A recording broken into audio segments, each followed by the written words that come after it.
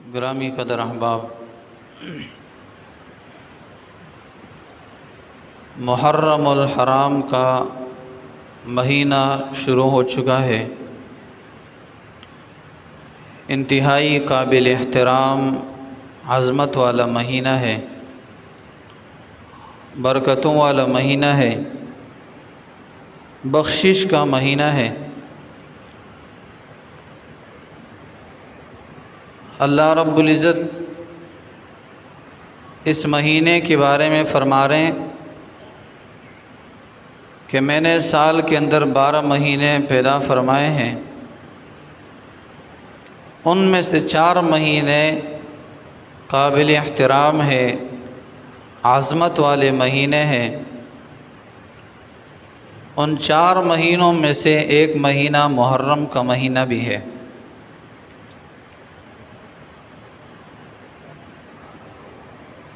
محرم کہتے ہیں عظمت والی چیز کو، جیسے ابراہیم علیہ السلام اپنے گھر والوں کو، بیوی بچوں کو مکہ کی سرزمین پر چھوڑتے ہیں، جہاں نہ آب و گیا ہے، نہ رہائش کا کوئی انتظام ہے، نہ انسان وہاں نظر آتا ہے، نہ کوئی اور ایسی چیز نظر آتی ہے کہ جس سے انسان مانوس ہو جائے اور زندگی بسر کرنا آسان ہو جائے۔ ابراہیم علیہ السلام اللہ رب العزت سے دعا کرتے ہیں، ربنا انی اسکنت من ذریتی بواد غیر ذی زرع عند بیتک المحرم۔ اے اللہ، میں نے اپنی اولاد کو ایسی جگہ بسایا جہاں نہ فصل ہے، نہ آب و گیا ہے، نہ پانی کا انتظام ہے، نہ رہائش کا کوئی انتظام ہے، نہ انسان ہے، نہ جن ہے، کوئی نظر نہیں آ رہا ہے، لیکن صرف اور صرف تیرا حکم ہے اور تیرے گھر کی عظمت ہے۔ جو عظمتوں والا گھر ہے اس کے ساتھ میں نے ٹھہرایا ان کو، عند بیتک المحرم۔ تو محرم کا لفظ قابل احترام عظمت والی چیز کو کہا جاتا ہے۔ حضور نبی کریم صلی اللہ علیہ وسلم نے فرمایا کہ محرم یہ اللہ کا مہینہ ہے، اور جس چیز کی نسبت اللہ کی طرف ہو جائے وہ عظمت والی کہلاتی ہے۔ جیسے صالح علیہ السلام کی اونٹنی کے بارے میں اللہ نے فرمایا ناقۃ اللہ، اسی طرح بیت اللہ کو اللہ کی طرف نسبت ہے، اللہ کا گھر، اللہ کی اونٹنی۔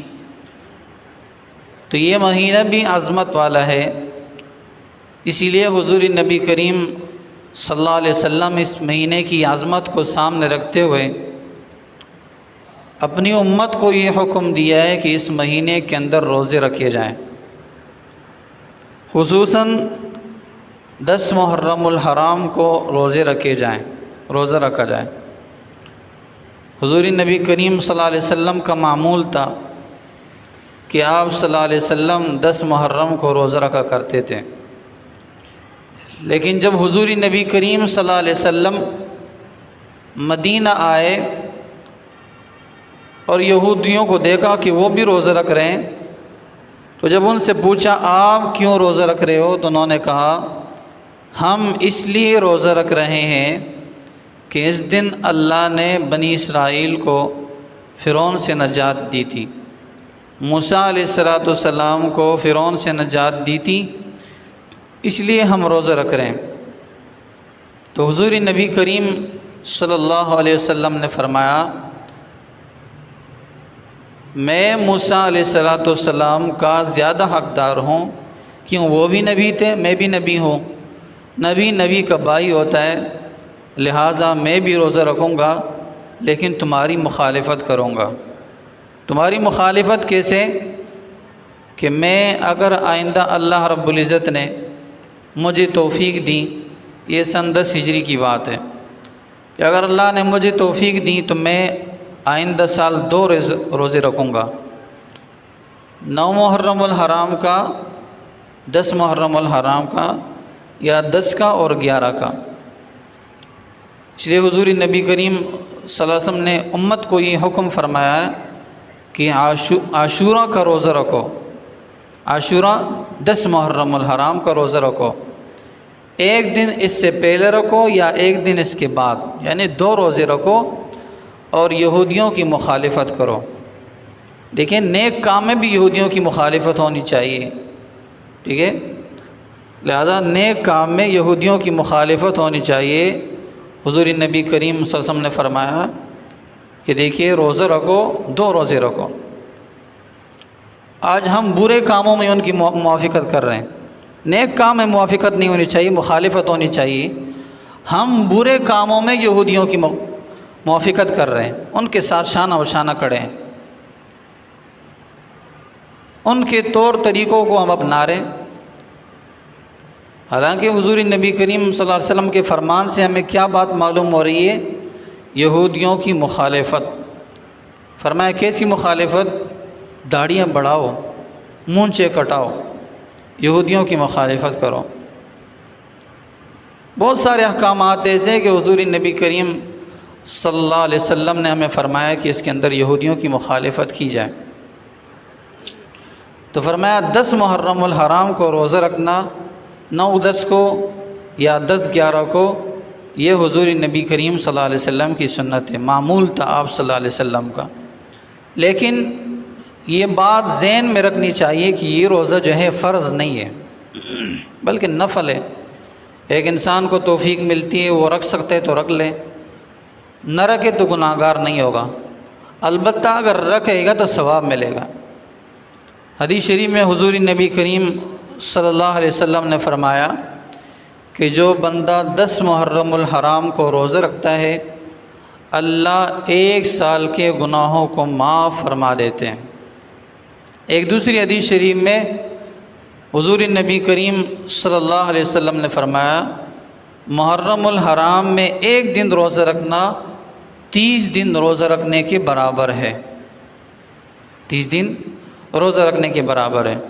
تو اگر 2 دن بندہ روزہ رکھے گا تو 60 دن کے برابر ہو گیا۔ تو جتنی زیادہ روزہ رکھیں گے اس مہینے کے اندر لہذا ثواب زیادہ ملے گا۔ فرمایا حدیث شریف میں کہ حضور نبی کریم صلی اللہ علیہ وسلم رمضان کے بعد سب سے زیادہ روزوں کا جو اہتمام کیا کرتے تھے وہ محرم الحرام کے مہینے میں کیا کرتے تھے۔ اب عاشورہ اس کو کیوں کہا جاتا ہے 10 محرم الحرام کو؟ علماء نے لکھے کہ عاشورہ 10 کو کہتے ہیں، چونکہ 10 محرم الحرام کو روزہ رکھا جاتا ہے اس لیے عاشورہ کہا جاتا ہے۔ بعض علماء نے لکھا ہے کہ اس مہینے کے اندر اور خصوصاً اس 10 محرم الحرام کو اللہ نے 10 انبیاء پر 10 انعامات کیے ہیں۔ حضرت آدم علیہ السلام کو اللہ رب العزت نے 10 محرم الحرام کو بیدا فرمایا، اور 10 محرم الحرام کو ہی اللہ رب العزت نے حضرت آدم علیہ السلام کو جنت میں داخل کرایا، اور 10 محرم الحرام کو اللہ رب العزت نے حضرت آدم علیہ السلام کو دنیا کے اندر بھیجا، اور 10 محرم الحرام کو اللہ نے حضرت آدم علیہ السلام کی توبہ قبول فرمائی۔ اسی طرح حضرت نوح علیہ السلام 10 محرم الحرام کو اللہ نے حضرت نوح علیہ السلام کو کشتی میں سوار کیا اور اس کی قوم کو کشتی میں سوار کیا۔ 70 یا 80 کے قریب مسلمان تھے، اللہ نے ان سب کے سب کو نجات دی۔ باقی جتنے بھی نافرمان لوگ تھے اللہ رب العزت نے ان سب کو غرق کیا۔ 10 محرم الحرام کو اللہ رب العزت نے کشتی جو تھی وہ جودی پہاڑ پر رکوا دی، جس کے اندر حضرت نوح علیہ السلام سوار تھے اور اس کی قوم، اس پر ایمان لانے والی قوم جو تھی، جو سوار تھے، اللہ نے ان کو نجات دی۔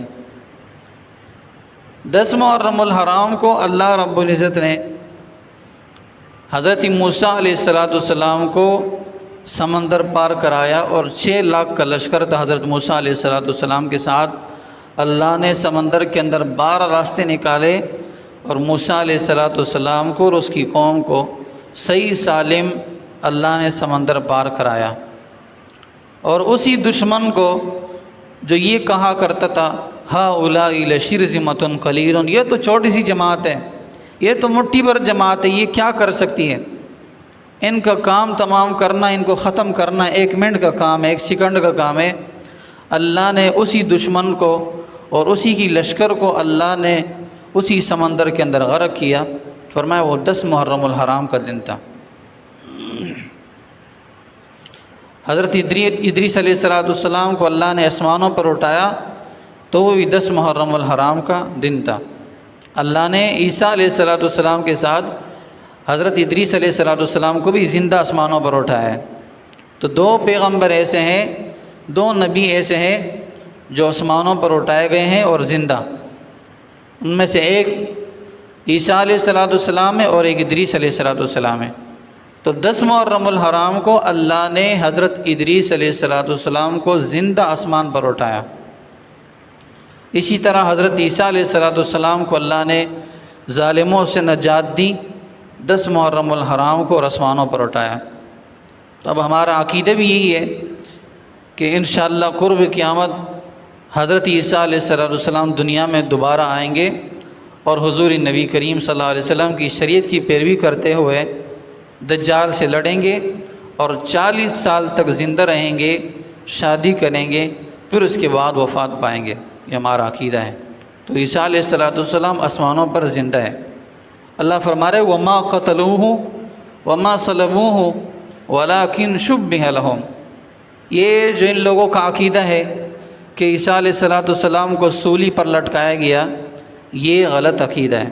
قرآن کریم واضح کہہ رہے ہیں وما قتلوہ، نہ عیسیٰ علیہ السلام کو قتل کیا گیا ہے، وما صلبوہ، نہ سولی پر لٹکایا گیا ہے، ولکن شبہ لہم، ان لوگوں کو شک پڑ گئی ہے، شک میں پڑ گئے۔ وہ یوں کہ جب عیسیٰ علیہ السلام کو قتل کرنے کے لیے لوگ اندر چلے گئے تو جو بندہ عیسیٰ علیہ السلام کی تلاش میں کمرے میں گیا تھا، اللہ نے عیسیٰ علیہ السلام کی صورت اس پر ڈال دی، یعنی جیسے عیسیٰ علیہ السلام کا چہرہ تھا، اللہ نے اس بندے کا چہرہ بھی اسی طرح کر دیا اور عیسیٰ علیہ السلام کو آسمانوں پر اٹھایا۔ تو جیسے ہی وہ بندہ کمرے سے نکلا تو ان لوگوں نے کہا یہ عیسیٰ علیہ السلام ہے، پکڑ لیا، اس کو سولی پر لٹکایا ہے۔ تو اللہ فرما رہے وَلَكِنْ شُبِّهَ لَهُمْ، ان کو شک ہو گئے، یہ شک میں پڑ گئے اور شش و پن میں پڑ گئے، لہٰذا عیسیٰ علیہ السلام کو قتل نہیں کیا گیا ہے۔ تو کیا کیا گیا ہے؟ بَلْ رَفَعَهُ اللَّهُ إِلَيْهِ، اللہ نے عیسیٰ علیہ السلام کو آسمانوں پر اٹھایا۔ تو عیسیٰ علیہ السلام کو آسمانوں پر اٹھایا گیا تو بھی کیا تھا؟ 10 محرم الحرام کا دن تھا۔ تو یہ دن انتہائی عظمت والا دن ہے، انتہائی برکت والا دن ہے، لہٰذا اس کے اندر کوئی ایسا گناہ نہ کیا جائے کہ جس سے اللہ ناراض ہو۔ اللہ تعالیٰ کی اطاعت کی طرف ہم بڑھیں، اللہ تعالیٰ کی نافرمانی سے ان دنوں میں ہم بچیں، وہ کام کریں جس سے اللہ راضی ہو۔ فرمایا کبھی مقام کی وجہ سے بھی گناہ کی عظمت بڑھ جاتی ہے اور کبھی مکان کی وجہ سے، مقام یعنی زمانے کے اعتبار سے بھی گناہ کی عظمت بڑھ جاتی ہے اور جگہ کی وجہ سے بھی گناہ کی عظمت بڑھ جاتی ہے۔ جیسے ایک بندہ عام جگہ پر گناہ کرے تو اس کو گناہ اتنا نہیں ہے، لیکن ایک بندہ جا کے بیت اللہ کے اندر گناہ کرے، فرمایا اس کو گناہ بڑھ کرے اس سے۔ جیسے صفا مروہ آپ دیکھتے ہیں، یہاں 2 پہاڑ ہے، ایک صفا ہے ایک مروہ ہے۔ تو زمانے جاہلیت میں حضور نبی کریم صلی اللہ علیہ وسلم کے آنے سے پہلے ایک عورت اور ایک مرد دونوں نے زنا کا ارادہ کیا اور زنا کے لیے وہ بیت اللہ کے اندر چلے گئے۔ تو جب انہوں نے زنا والا عمل شروع کیا تو اللہ رب العزت نے ان کو پتھر بنایا۔ اب جب صبح مشرکین اٹھے، دیکھا بیت اللہ کے اندر 2 بت پڑے ہوئے ہیں اور اس حالت کے اندر پڑے ہوئے ہیں، تو ایک بت کو صفا پر رکھ دیا اور دوسرے کو مروہ پر رکھ دیا۔ ٹھیک ہے، تو جگہ کی وجہ سے بھی گناہ کی عظمت بڑھ جاتی ہے، گناہ کی سزا بڑھ جاتی ہے۔ اسی طرح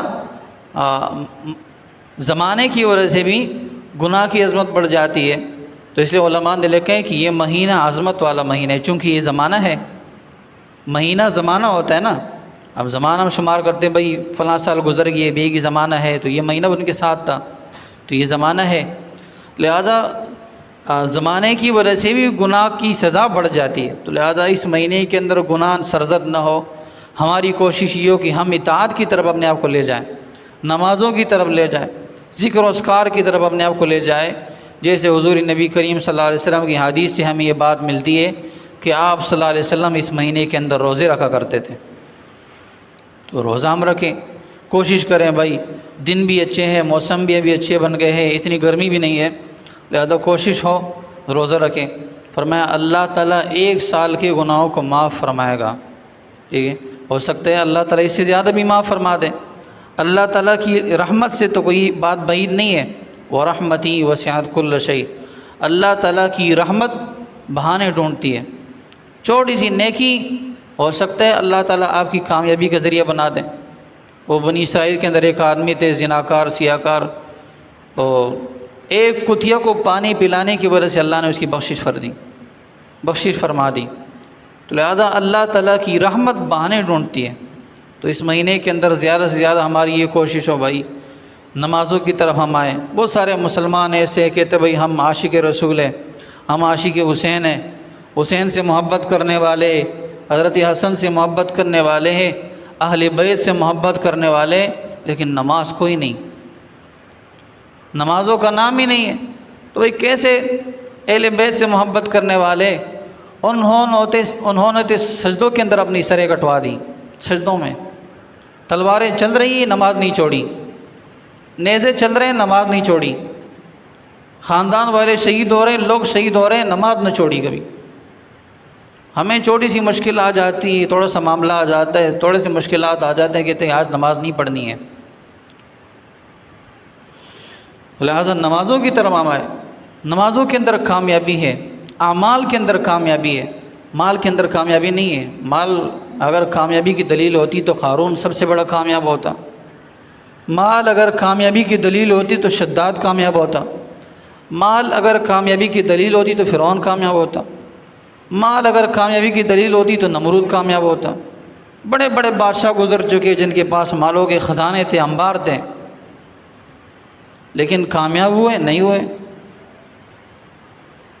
بہت سارے ایسے لوگ گزر چکے جو فقیر تھے، کھانے کے لیے کچھ نہیں تھا، پینے کے لیے کچھ نہیں تھا، پہننے کے لیے کچھ نہیں تھا، لیکن اعمال کی برکت سے ان کو وہ مقام ملا کہ اللہ رب العزت کی طرف سے سلام آیا، اعمال کی برکت سے ان کو وہ مقام ملا کہ چلتے زمین پر تھے، آسمان پر قدموں کی آڑ سنائی دیتی تھی۔ حضور نبی کریم صلی اللہ علیہ وسلم معراج پر گئے، حضرت جبرائیل علیہ السلام بھی ساتھ میں جا رہے ہیں، آسمانوں میں چل رہے ہیں، آگے قدموں کی آہٹ آ رہی ہے، کوئی چل رہا ہے، تو حضور نبی کریم صلی اللہ علیہ وسلم نے پوچھا اے جبرائیل یہ کون ہے؟ میرے سوا اور آپ کے علاوہ یہاں تو کوئی نہیں ہے، صرف ہم دونوں ہیں، ہم چل رہے ہیں، تو ہم سے آگے کس کی قدموں کی آہٹ آ رہی ہے؟ تو جبرائیل صلی اللہ علیہ وسلم کہنے لگے یا رسول اللہ یہ بلال حبشی ہے، زمین پر چلتے ہیں تو آسمانوں میں قدموں کی آہٹ سنائی دیتی ہے۔ کیا؟ اعمال۔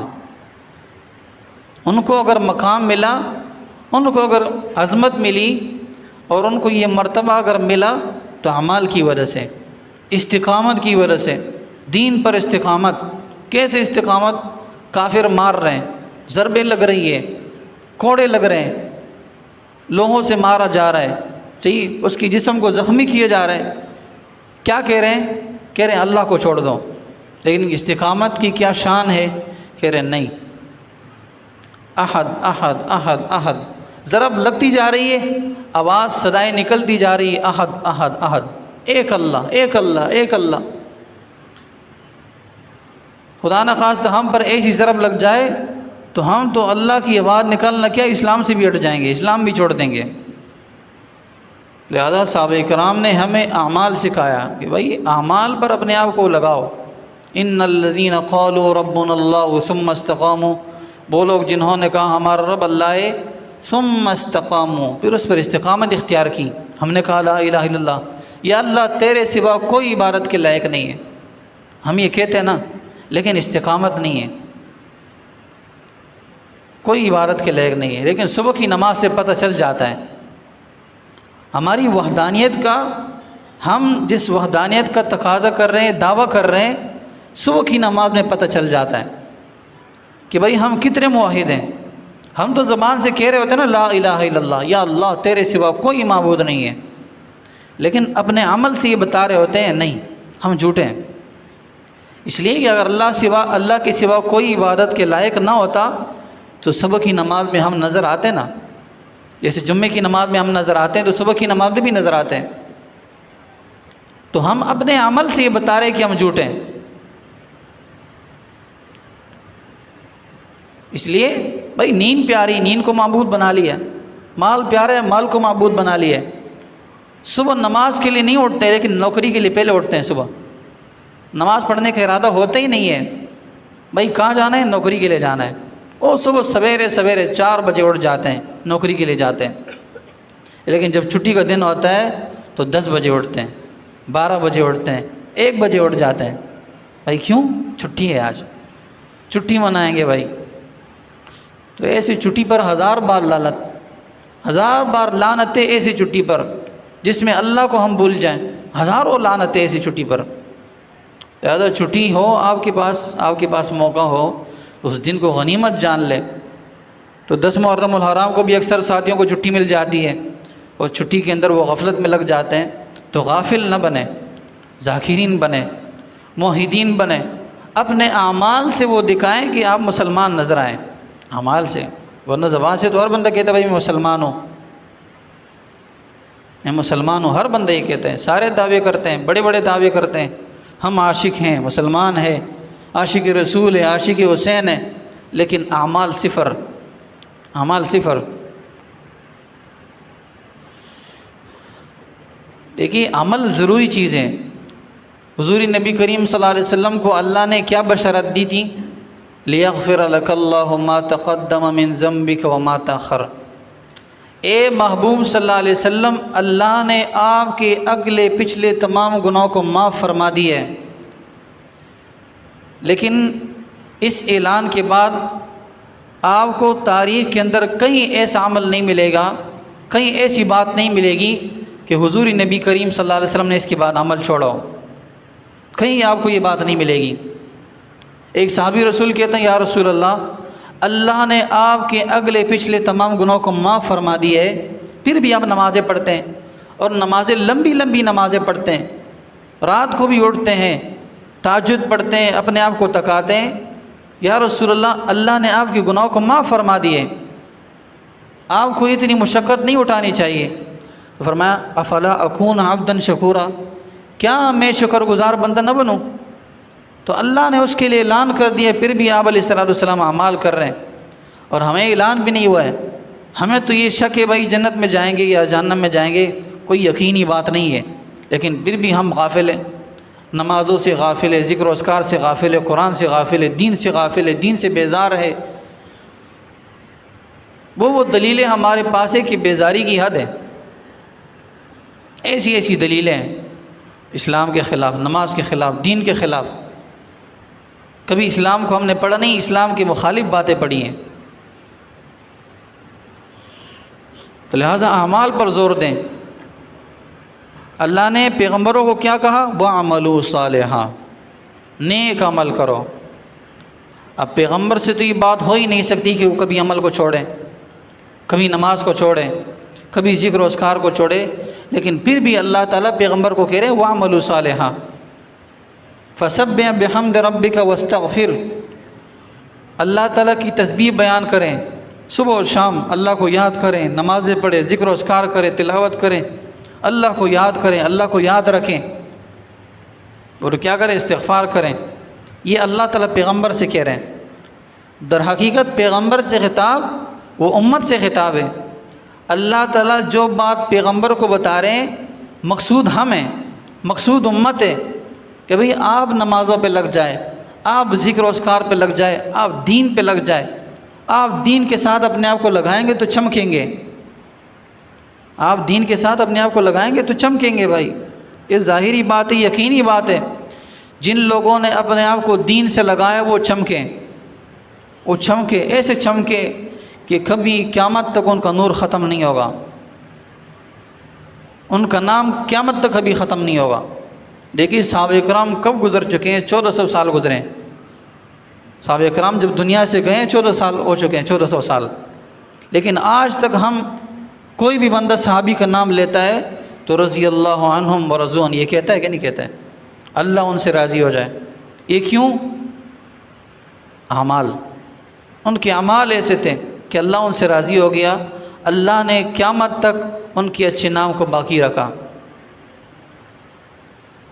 وَتَرَكْنَا عَلَيْهِ فِي الْآخِرِينَ، اللہ فرما رہے کہ ہم ان کے نام کو آخرین میں چھوڑ دیں گے۔ قیامت تک جتنے بھی آئیں گے لوگ، وہ سارے کے سارے ان لوگوں کو اچھے ناموں سے یاد کریں گے، چاہے وہ انبیاء کی جماعت ہو، چاہے وہ صحابہ کی جماعت ہو۔ تو ان کے پاس کیا تھا؟ کون سی طاقت تھی؟ اعمال کی طاقت تھی ان کے پاس۔ لہذا محرم الحرام کا مہینہ بھی ہمیں یہ بتاتا ہے کہ بھائی اعمال پر زور دو، اعمال پر زور دو، مال پر زور نہیں دو۔ مال تو آج ہے کل نہیں ہے۔ بہت سارے ایسے لوگ دیکھے کہ ان کے پاس بے شمار تھا لیکن فقیر بن گئے۔ بہت سارے ایسے لوگ تھے فقیر تھے، اللہ نے مالدار بنا دیا۔ لیکن مال کی کوئی گارنٹی نہیں ہے کہ بھائی آپ کے ساتھ میں ہمیشہ کے لیے رہوں گا، مال آپ کو یہ کہہ دے، کوئی گارنٹی نہیں ہے۔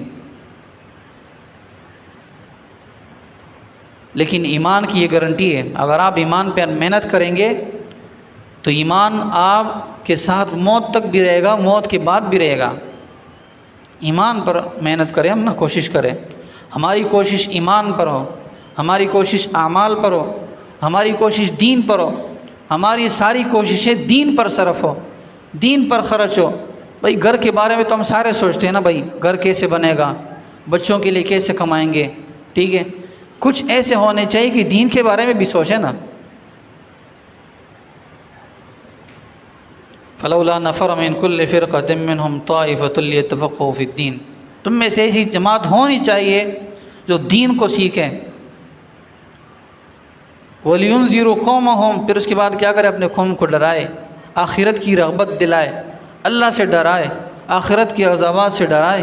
ایک قوم ہونی چاہیے، لہذا ایسی جماعت ہم میں ہونی چاہیے کہ ہم دین کے بارے میں سوچیں۔ تو بھائی کسی ایک کی ذمہ داری نہیں ہے، سب کی ذمہ داری ہے کہ بھائی دین کے بارے میں سوچیں، دین کے بارے میں سوچ وچار کرے۔ فرمایا دین کے بارے میں ایک گھڑی سوچنا دنیا اور ما فیہا سے بہتر ہے۔ دنیا اور ما فیہا سے مطلب کیا ہے؟ دنیا کے سارے ہیرے جواہرات کو جمع کیا جائے، سارے مال و زر کو جمع کیا جائے، اور پیسوں کو جمع کیا جائے، خزانوں کو جمع کیا جائے، ایک آدمی کے پاس وہ ہو۔ ایک آدمی صرف ایک سیکنڈ کے لیے دین کے بارے میں سوچتا ہے، فرمایا یہ سوچنے والا اس آدمی سے بہتر ہے۔ اگرچہ یہ صدقہ نہیں کرتا، اگرچہ یہ خرچ نہیں کرتا ہے، اگرچہ اس کے پاس نہیں، لیکن یہ اس سے بہتر ہے۔ اس کے پاس سب کچھ ہونے کے باوجود یہ اس سے بہتر ہے۔ کیوں؟ یہ دین کے لیے سوچ رہا ہے، یہ دین کے لیے محنت کر رہا ہے۔ فرمایا لغدوۃ او روحۃ فی سبیل اللہ خیر من الدنیا وما فیہا، صبح دین کے لیے سوچنا یا شام کے لیے سوچنا، ایک گھڑی سوچنا، زیادہ بھی نہیں، ایک گھڑی سوچنا، 1 منٹ کے لیے سوچنا، بھائی یہ جو میرے مسلمان ہیں دین سے دور، یہ کیسے آئیں گے، یہ نمازی کیسے بنیں گے، ان کی سوچ کرنا، ان کے لیے سوچ و بچار کرنا۔ فرمایا دنیا اور ما فیہا سے بہتر ہے، اس سے بہتر کچھ ہو ہی نہیں سکتا ہے۔ پہلے دنیا کے اندر حکومت بھی آ گئی، سلطنت بھی آ گئی، بادشاہت بھی آ گئی، وزیر مشیر بھی آ گئے، نوکر چاکر بھی آ گئے، سارے کے سارے آ گئے، اعلیٰ سے اعلیٰ آدمی بھی آ گیا، اعلیٰ سے اعلیٰ مال بھی آ گیا، لیکن فرمایا وہ بہتر نہیں ہے، بہتر یہ ہے دین کے لیے سوچنا۔ ان الدین عند اللہ الاسلام، اللہ کے نزدیک دین کیا ہے؟ اسلام ہے، اسلام کے لیے سوچنا، اسلام کے لیے سوچنا۔ بھائی میں کیسے دین کا پابند بن جاؤں، میری زندگی میں دین کیسے آ جائے، میرے بچوں کی زندگی میں دین کیسے آ جائے، میرے گھر والوں کی زندگی میں دین کیسے آ جائے، میرے رشتہ دار دین کے قریب کیسے آ جائے، تو اس کے لیے سوچنا۔ فرمایا وَأَنذِرْ عَشِيرَتَكَ الْأَقْرَبِينَ، حضور نبی کریم صلی اللہ علیہ وسلم کو اللہ کیا فرما رہے ہیں؟ اپنے قریبی رشتہ داروں کو اللہ تعالیٰ کی عذابات سے ڈرائیں، ان کے بارے میں سوچیں، یہ کیسے آ جائے دین کی طرف۔ ہماری سوچ یہ ہو، سوچ بچار یہ ہو، ٹھیک ہے، تو مال رزق کا وعدہ اللہ نے کیا ہے، اللہ دے گا، کبھی کم دے گا، کبھی زیادہ دے گا، لیکن جب کم ہوتا ہے تو اپنے گناہوں کی وجہ سے کم ہوتا ہے۔ اللہ کی مرضی، جس کو چاہے زیادہ دیتا ہے، جس کو چاہے کم دے دیتا ہے، لیکن دین اللہ تعالیٰ اسی آدمی کو دیتے ہیں جو سوچتا ہے دین کے لیے، جو کوشش کرتا ہے۔ مال تو ویسے بھی مل جاتا ہے، بہت سارے ایسے دیکھے گئے نا، ایک آدمی کے پاس مال بہت سارا تھا، مر گیا، اس کے بچوں کو رہ گیا، بچے وارث بن گئے۔ لیکن ایک آدمی ایسا تھا، اس کے پاس علم تھا، وہ مر گیا، بچوں نے علم حاصل نہیں کیا تو بچے جاہل بن گئے۔ تو مال میراث کے ذریعے سے مل سکتا ہے مال، لیکن علم میراث کے ذریعے سے نہیں مل سکتا ہے، دین میراث کے ذریعے سے نہیں مل سکتا ہے، اسلام میراث کے ذریعے سے نہیں مل سکتا ہے۔ لہذا اسلام پر محنت ہو، جو چیز نہیں مل سکتی ہے اس کے لیے ہم محنت کریں، جو چیز مل سکتی ہے وہ تو مل جائے گی ایک نہ ایک دن، اگر نصیب ہو تو مل جائے گی۔ لہذا محرم الحرام کے تقاضے سے ہم اپنے ذہن کے اندر یہ بات رکھیں کہ ہم نے آج کے بعد دین کے لیے محنت کرنی ہے، آج کے بعد ہم نے دین کے لیے محنت کرنی ہے۔ دنیا کی قدر و قیمت اللہ کے نزدیک مچھر کے پر کے برابر بھی نہیں ہے۔ فرمایا اگر یہ مچھر کے پر کے برابر دنیا کی قدر و قیمت ہوتی تو کافر کو ایک گھونٹ پانی بھی نہیں ملتا۔ کافر کے پاس کتنا ہے؟ حدیث کہہ رہے ہیں نا، آپ علیہ السلام کا فرمان ہم یہ بتا رہے ہیں کہ اگر مچھر کے پر کے برابر بھی دنیا کی قدر و قیمت ہوتی تو اللہ کافر کو ایک گھونٹ پانی بھی نہیں دیتا۔ کافر ایک گھونٹ پانی کے لیے ترستا، لیکن اس کو سب کچھ ملا ہے۔ تو اس سے یہ ثابت ہوتا ہے دنیا کی کوئی قدر و قیمت نہیں ہے، دنیا مردار ہے۔ الدنیا جیفتن، دنیا مردار ہے، وطالبها کلاب، اور اس کے طلبگار کیا ہے؟ کتے ہیں۔ اس کے طلبگار کیا ہے؟ کتے ہیں۔ اب اس حدیث کے اندر اگر ہم غور کریں تو آپ علیہ السلام ہمیں ایک بہت بڑے بات کو سمجھا رہے ہیں۔ آپ علیہ السلام یہ بھی کہہ سکتے تھے کہ اس کا طلبگار کیا ہے؟ کوا ہے، وطالبها غراب، یہ بھی کہہ سکتے تھے، لیکن آپ علیہ السلام نے فرمایا وطالبها کلاب، اس کے طلبگار کتے ہیں۔ مطلب کیا ہے کہ اس کی طلب ختم نہیں ہوتی ہے، کتا جتنا بھی کھائے نا وہ اس کا پیٹ نہیں بھرتا ہے۔ اس کے پاس ایک ہڈی ہوتی ہے نا، وہ مشہور قصہ بھی ہے، لالچی کتا، اس کے پاس ایک ہڈی تھی تو جا رہا تھا، ایک نہر پر گزر ہوا تو دیکھا نیچے بھی کتا ہے، اس کے منہ کے اندر بھی ہڈی ہے، تو اس نے کہا اس پر حملہ کر لیتا ہوں۔ جیسے اس پر حملہ کیا وہ ہڈی بھی منہ سے نکل گئی۔ تو اس لیے فرمایا وطالبها کلاب، اس کے طلبگار کتے ہیں، کوا نہیں کہا۔ اس لیے کوے کی خاصیت یہ کہ جب جہاں کہیں وہ کچھ دیکھتا ہے تو اپنے ساتھیوں کو بلاتا ہے، اکیلے نہیں کھاتا ہے۔ تو اس لیے فرمایا وطالبها کلاب، دنیا کے طلبگار کتے ہیں۔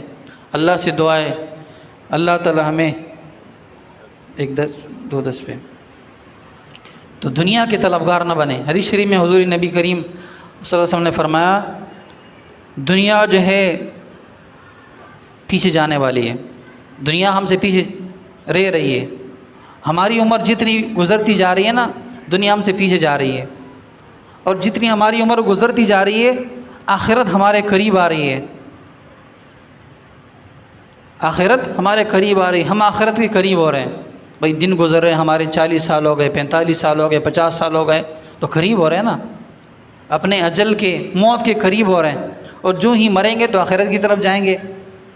تو فرمایا دنیا پیچھے جا رہی ہے، دنیا پیچھے رہ رہی ہے ہم سے، آخرت قریب آ رہی ہے۔ فرمایا ہر ایک کے بیٹے ہیں، دنیا کے بھی بیٹے ہیں، دنیا کی بھی طلبگار ہے، آخرت کی بھی طلبگار ہے، لیکن تم لوگوں نے کیا کرنا ہے؟ دنیا کے طلبگار نہیں بننا ہے، آخرت کے طلبگار بننا ہے، آخرت کے طلبگار بنے، دنیا کے طلبگار نہ بنے۔ اگر دنیا کے طلبگار بن جاؤ گے فَتَكُونُوا مِنَ الْخَاسِرِينَ، تو خسارہ اٹھانے والوں میں سے ہو جاؤ گے۔ اس لیے کہ جب انسان دنیا طلب کرتا ہے، دنیا کی محبت اس کے دل کے اندر آ جاتی ہے، اور اللہ نے ایک جسم کے اندر 2 دل نہیں رکھے، اسی ایک دل کے اندر 2 محبت بسا نہیں سکتے ہیں۔ ما جعل اللہ لرجل من قلبین فی جوفی، ایک انسان کے جسم کے اندر 2 دل کبھی نہیں ہے، اللہ نے پیدا نہیں کیے۔ کوئی یہ نہیں بتا سکتے کہ میرے جسم کے اندر 2 دل ہیں، کوئی بتا سکتے؟ نہیں، سارے کہتے ہیں بھائی ایک دل ہے۔ تو دل کے اندر محبت ایک کی ہونی چاہیے نا، یا تو دنیا کی محبت ہوگی یا اللہ کی محبت ہوگی۔ اگر اللہ کی محبت آ گئی تو دنیا کی محبت جائے گی، اور دنیا کی محبت آ گئی تو اللہ کی محبت جائے گی، ٹھیک ہے؟ تو بھی وہ آپ پر ہے، آپ نے کون سی محبت اس دل کے اندر ڈالنی ہے وہ آپ پر ہے۔ اللہ کی محبت اگر ڈالنی ہے تو دنیا کی محبت چھوڑیں، اور اگر دنیا کی محبت ڈالنی ہے تو اللہ کی محبت چھوڑیں۔ دونوں میں سے ابھی آپ نے پسند کرنا ہوگا، بھائی کس کی محبت اچھی ہے؟ اللہ کی محبت اچھی ہے، اللہ کی محبت فائدہ مند ہے۔ دنیا کی محبت کیا ہے؟ نقصان ہی نقصان ہے۔ جنہوں نے دنیا کے ساتھ محبت کی نقصان اٹھایا، ایسی بے وفا چیز ہے کہ بھائی اس سے آگے کوئی بے وفا ہے نہیں، اس سے بڑھ کر کوئی بے وفا ہے نہیں۔ اللہ ایسے با وفا ہے کہ اس سے بڑھ کر کوئی با وفا ہے نہیں۔ وَمَنْ أَوْفَى بِعَهْدِهِ مِنَ اللَّهِ، اللہ سے زیادہ کوئی با وفا ہو سکتا ہے؟ نہیں ہو سکتا ہے۔ کون ہے اللہ سے زیادہ با وفا؟ اللہ نے ہمارے ساتھ کتنی وفائیں کی ہیں، دیا، کھلایا پلایا، آنکھیں دیے، زبان دیے، کان دیے، ناک دیے، دل دیا، دماغ دیا، بغیر کسی پیسے کے۔ کوئی 1 روپے ہم سے لیا نہیں لیا۔ آپ اسپتال میں چلے جائیں، بھائی آنکھ کا آپریشن کرنا ہے، کتنے پیسے آپ کے لگتے ہیں؟ دل کا آپریشن کرنا ہے، وال ڈالنے ہیں، کتنے پیسے لگتے ہیں؟ گردوں کی واشنگ کرنی ہے، ڈائلسس جس کو کہتے ہیں، کتنے پیسے لیتے ہیں؟ دیگر بیماریاں کتنے پیسے آپ کے لگتے ہیں؟ تو اللہ نے ہمیں یہ سب کچھ فری میں دیا ہے، کتنے با وفا ہے۔ اور موت کے بعد اللہ تعالیٰ اس سے بڑھ چڑھ کر ہمیں دیں گے، اِنَّا أَنشَأْنَاهُنَّ إِنشَاءً، جوانی ایسے دیں گے کبھی ضائع نہیں ہوگی، کبھی ختم نہیں ہوگی، کبھی کمزوری نہیں آئے گی، کبھی آنکھوں میں کمزوری نہیں آئے گی، کبھی دل کی کمزوری نہیں آئے گی، کبھی جسم کی کمزوری نہیں آئے گی۔ اِنَّا أَنشَأْنَاهُنَّ إِنشَاءً فَجَعَلْنَاهُنَّ أَبْكَارًا، سارے کے سارے 35 سال کے ہوں گے، نوجوان۔ نعمتیں کیسی ہوگی؟ مقیم، ہمیشہ کے لیے۔ تو ان نعمتوں کے لیے ہم کوشش کریں، آخرت کی نعمتوں کو حاصل کرنے کے لیے ہم کوشش کریں۔ تو اللہ سے دعا ہے اللہ تعالیٰ میں ان تمام باتوں کو سمجھنے کی توفیق عطا فرمائے، اور محرم کے مہینے کی اللہ تعالیٰ ہمیں قدردانی کرنے کی توفیق عطا فرمائے، اور اس کے اندر خوب سے خوب نیک عمل کرنے کی توفیق عطا فرمائے۔ وآخر دعوانا الحمد للہ رب العالمین۔